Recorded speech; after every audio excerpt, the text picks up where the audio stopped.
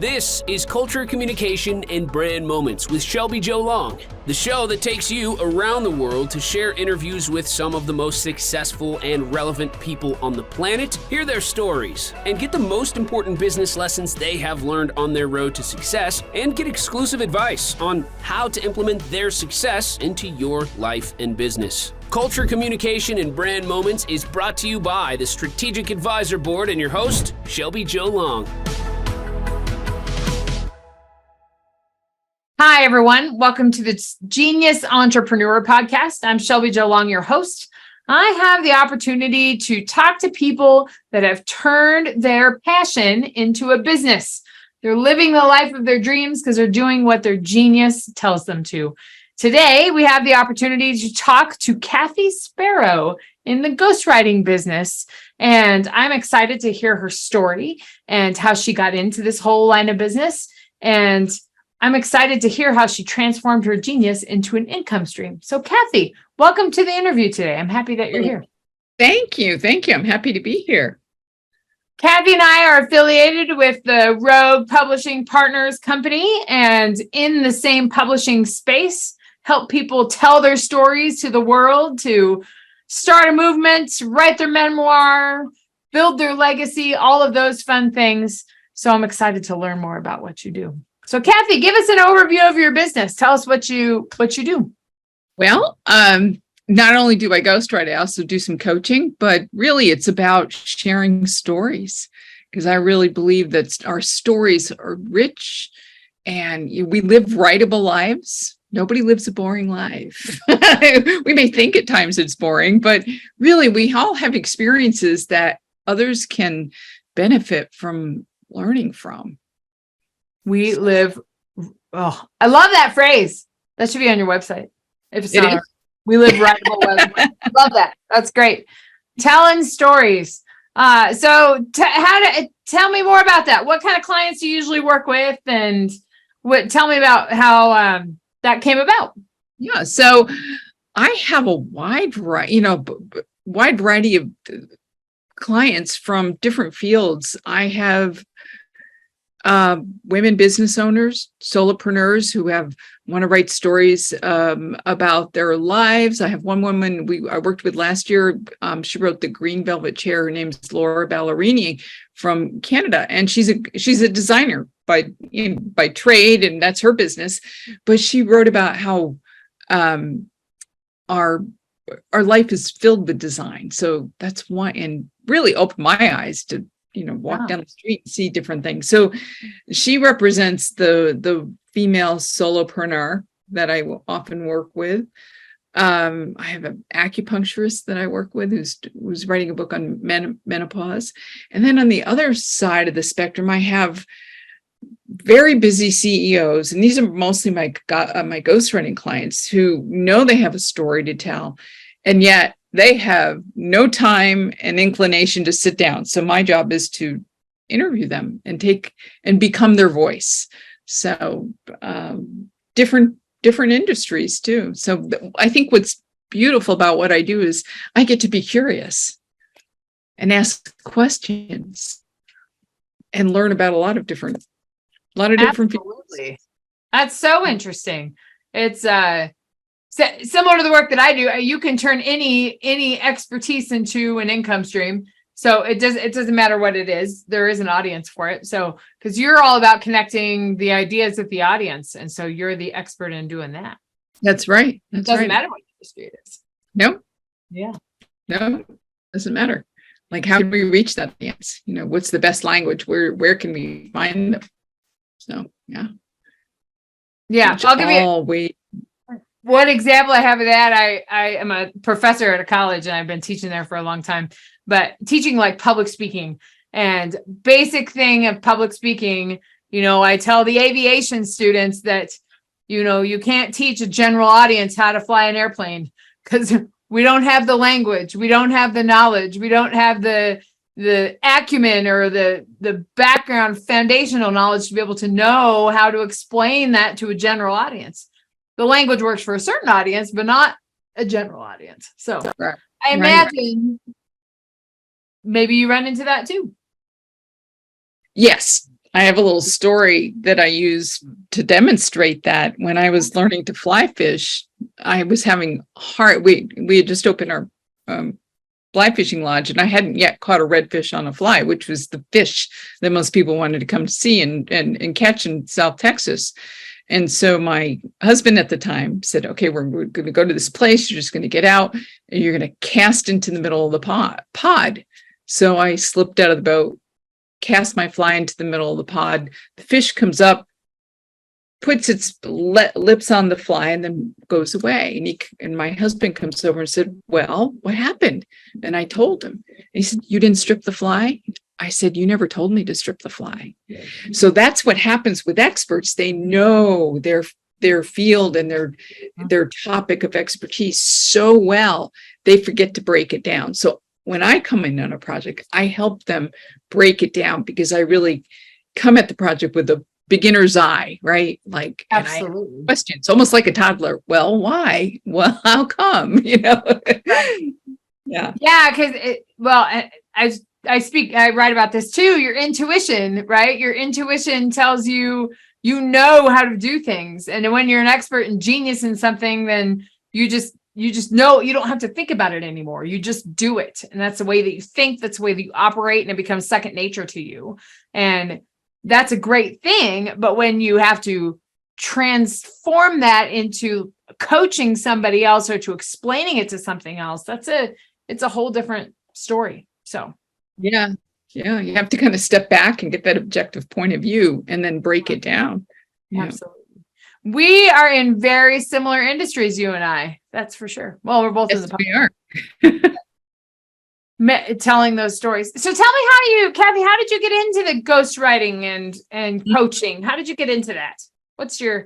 My background is in writing, traditional publishing. So I started in upstate New York writing personality profiles about writers and dancers. Lived 2 hours north of New York City. So those people were my neighbors. And I worked for a local community arts paper called The Paper. And I got to tell people stories that way, interview them, talk to them, and then write about it. And over time, I started editing, and then I broke into the book publishing world. And I guess it was when I was living in Indiana, a bit of a gypsy. So I was living in Indiana. We go from New York City to fly fishing to California. There's a whole lot of stories involved in that, from sure. Oh yeah, there are. I've written, some of them have made their way into my other books, but yeah, when I was in Indiana, it was the first time I did a ghostwriting gig. I had an editor. I'd been editing for this publishing house, and she said, I have this author and he really needs some help. So I call it collaborative writing, because it wasn't like I was just handed a manuscript. I spend a lot of time with my writers, getting to know them, talking to them, interviewing them. In this case, I had to go through the man's his fitness regimen. He was a personal trainer for John Cougar Mellencamp at the time. So, wow. Yeah, so I got to work on this book with Chris Gebhardt called Body Mastery. So that was the first ghostwriting gig. And then, over time, it's been a mix of ghostwriting and coaching. So, and the coaching came about because I was living in Virginia Beach at the time. Here goes the little gypsy off again. And people would ask me, what do you do? And I said, I'm a writer. And I always wanted to be a writer. So, listening to the universe tap me on the shoulder a few times, I went, oh. So I started coaching people, and that was about 20 years ago. So over time, it's just evolved. I've had people start as coaching clients and go, I can't do this. I need some help. And then I take over, or people who come to me right away and say, all right, I need to get this message out. I just don't have the time to do it. So we spend a few hours together, quite a few, and then I become their voice. I have a gift of being able to hear my author's voice in my mind as I'm writing. So my voice steps aside, and I'm able to use their language, their cadence, and it's a beautiful gift. You're a genius, and you turn that into a business. Absolutely. Yeah. So you said you coach others in writing or ghostwriting? I coach others in writing. I don't coach others on how to ghostwrite. Haven't thought about that yet. Yeah.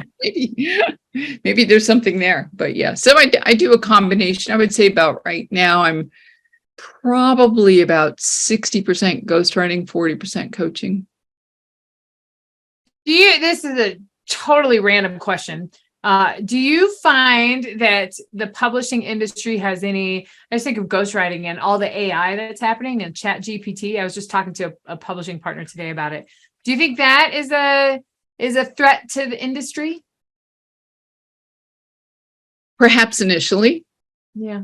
People will try it, but to be honest, I had a colleague who we've kind of dabbling with this project, and he said, I wrote 4 chapters and I read them and I went, oh my God, they're like lifeless.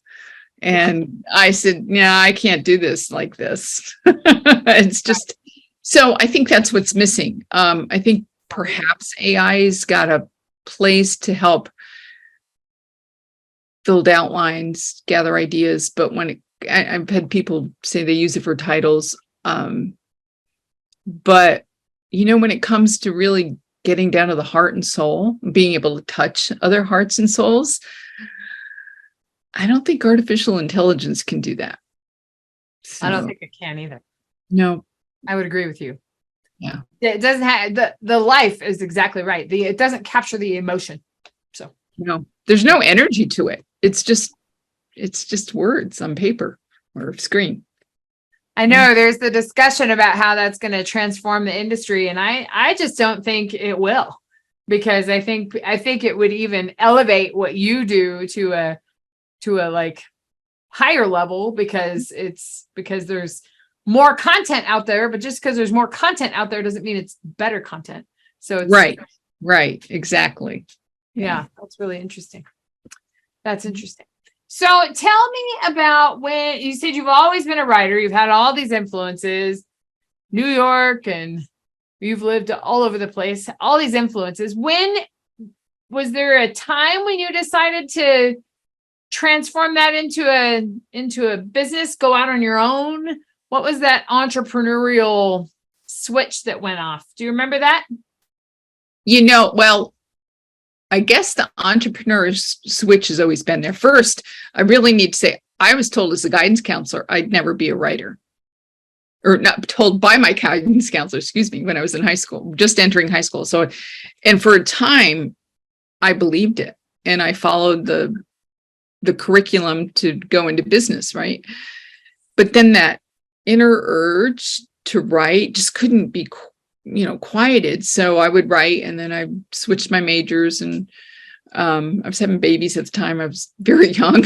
But I was, I just remember when I just knew I had to put my writing out there. So I wrote a personal essay about climbing Mount Everett, not Everest, but a little 2,000-foot summit mountain in the Berkshires. And I was scared to death of heights at the time. I've since done more, but and so that became my writing journey. And then and I was still working part-time, still so my freelancing was on the side. But I guess that it really I can't tell that there's always been, it's always been there with teaching. And so there's been but it's never gone away. I guess it's been there. It's just, I would say in the last probably 2-3 years, taken a much bigger role. Sure. Because when I teach writing, so it's the coaching, it's all one big pie kind of. Yeah. I think, moving more towards ghostwriting really has been over the last year and a half. I have a love of being able to just sit and write a good part of the day. And that brings me joy. Yeah. And it brings me joy that I'm bringing somebody else's dream to life and helping them reach their audience so that there's a ripple effect there. Absolutely. Absolutely. What was the biggest challenge for you to make that switch? I mean, you're going into something you love to do, but was there a challenge to making that your main income source, the working for yourself rather than working for being an editor for someone else? What was there a challenge in there that you had in that journey? I think the challenge has been not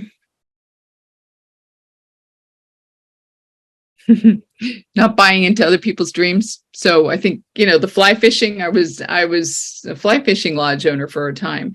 And even though that was the space that I began my novel, and also wrote a nonfiction book on fly fishing for women.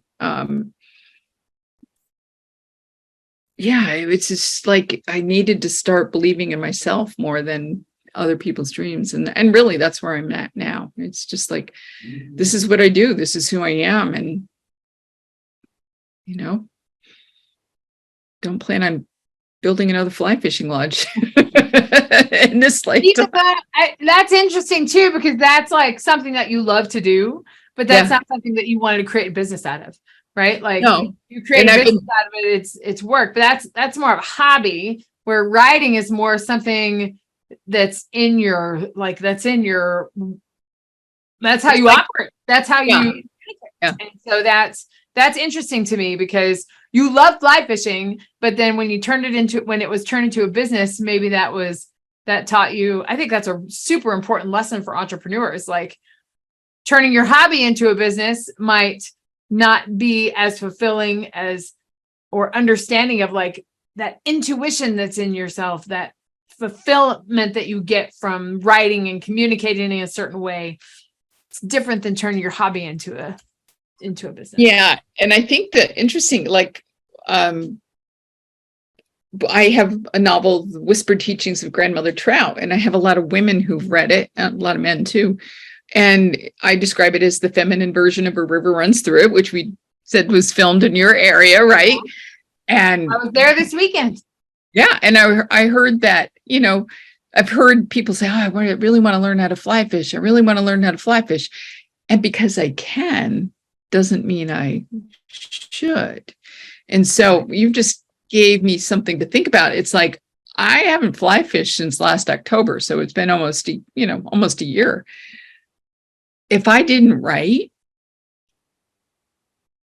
even a couple days, I'd go out of my skin, right? It's like, there would be really something wrong, something missing. And there have been times when I have not written for a good period of time and I get depressed, and it's like life doesn't have any color to it. And it's like, it's because I'm not honoring my genius, right? This is my genius. It's a gift.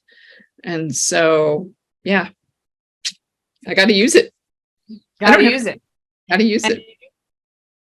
That still doesn't mean that you don't need to come to Montana and go fly fishing. However, exactly. I can come there and have fun and not worry about teaching somebody how to cast their rod. Right. Yeah, that's interesting. I think that, I talk to a lot of entrepreneurs that have turned their passion into a genius, but I think that's an important differentiation to make. Is that your genius is, yes, it's something that you love to do, but it's also something that's part of your being. It's part of who you are. It's where you're the most fulfilled.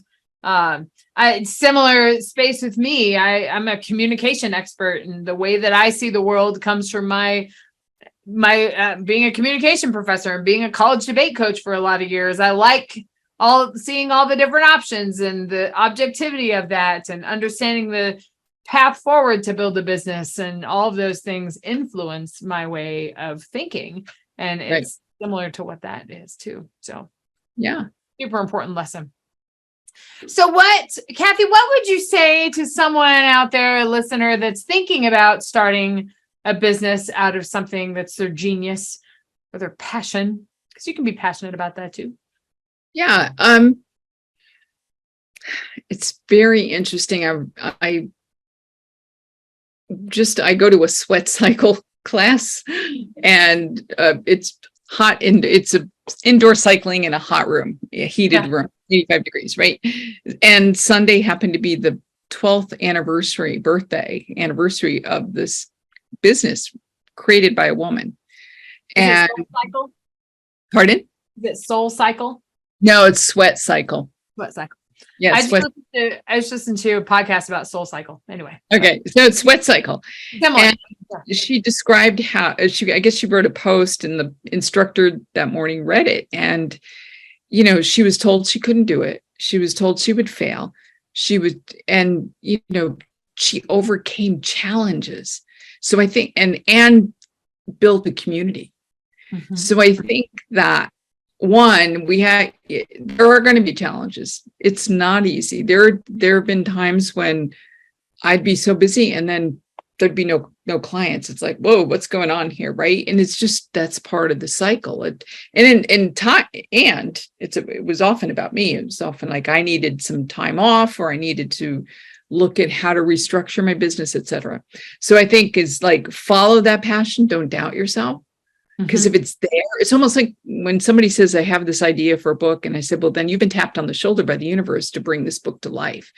So if the idea for a business keeps coming to you, it's like you're being tapped on the shoulder to do that. And then, probably build a bridge, not leap. Mm-hmm. That would be, I think I probably leapt a few times when I should have been building bridges and did, slow incremental builds. And then there'll become a time in it. There'll be times when you go, how can I do anything else? But then you'll know, you won't. It's easier to be in business when you feel comfortable financially than worrying about how to pay the mortgage, right? That kind of thing. Be careful of saying yes to everything. Yeah. Just because you can doesn't mean you need to.